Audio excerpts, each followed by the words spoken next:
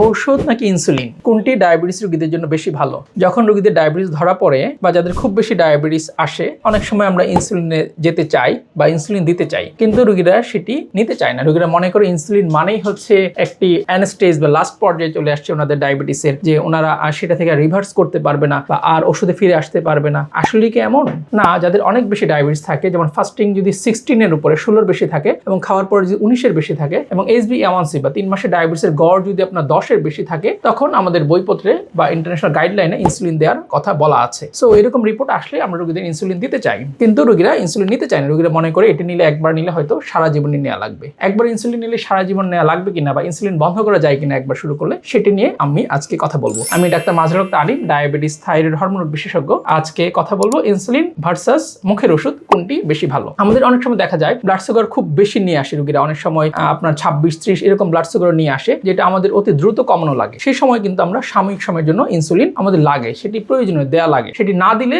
তখন ওনার সমস্যা হবে, ওনার হচ্ছে ডায়াবেটিক কিটোঅ্যাসিডোসিস বা বডিতে অ্যাসিড উৎপন্ন হয়, এমনকি স্ট্রোক হয়ে যেতে পারে। এছাড়াও যাদের গর্ভকালীন ডায়াবেটিস থাকে, আপনারা অনেক রোগীরা আছেন, আপনারাও জেনে থাকবেন যে আপনাদের আমরা সাময়িক সময়ের জন্য প্রেগন্যান্সি পিরিয়ডে ইনসুলিন দেই, পরে সেটি বন্ধ করা যায়। এছাড়াও যাদের ডায়াবেটিক ফুড থাকে বা কোনো ইনফেকশন থাকে, যে ইনফেকশন শুকাচ্ছে না বা ঘা শুকাচ্ছে না, সেই ক্ষেত্রে কিন্তু আমরা সাময়িক সময়ের জন্য ইনসুলিন দিয়ে থাকি, সেটি কিন্তু বন্ধ করা যায়। এছাড়াও আমি যেটা বললাম, যাদের অনেক বেশি ডায়াবেটিস থাকে, খালি পেটে 16-এর বেশি, ভরা পেটে 19-এর বেশি এবং 3 মাসের ডায়াবেটিসের গড়টাও বেশি, তাদের কিন্তু আমরা ইনসুলিন দেই, পরবর্তীতে সেটি আবার বন্ধ করে দিতে পারি। এখন আসি মুখের ওষুধ নিয়ে। মুখের ওষুধ রোগীরা বেশি পছন্দ করে, কারণ হচ্ছে ইনসুলিন দিলে একটু ব্যথা পাওয়া যায়, কেউই চায় না যে একটু ব্যথা পাক বা সুয়ের গোতা খাক, বা অনেকে এটা ভয় পায় যে আমরা নিডেলোফোবিয়া, যে হচ্ছে আপনার সুয়ের গোতাটা ওনারা ভয় পায়, যে ওনারা নিতে চায় না। সেই ক্ষেত্রে যদি মুখের ওষুধ আমরা দিতে পারি, অবশ্যই যাদের টাইপ 2 ডায়াবেটিস থাকে, মুখের ওষুধের কাজ হচ্ছে ইনসুলিন রেজিস্ট্যান্সটা কমে আসা, যে আমাদের শরীরে যেটুকু ইনসুলিন আছে সেটুকে কাজে লাগানো। কিন্তু যাদের শরীরে একেবারে ইনসুলিন নেই, যেমন টাইপ 1 ডায়াবেটিস, তাদের কিন্তু ইনসুলিন ছাড়া বিকল্প নেই, তাদের ইনসুলিন দিতেই হবে। আমরা অনেক সময় রোগীদের বোঝানোর জন্য বলি, আমাদের মুখের ওষুধগুলো কাজ করে লেবু চিপার মতো। লেবু চিপে যেমন আমরা রস বের করি, মুখের ওষুধগুলোর কাজ হচ্ছে এইভাবে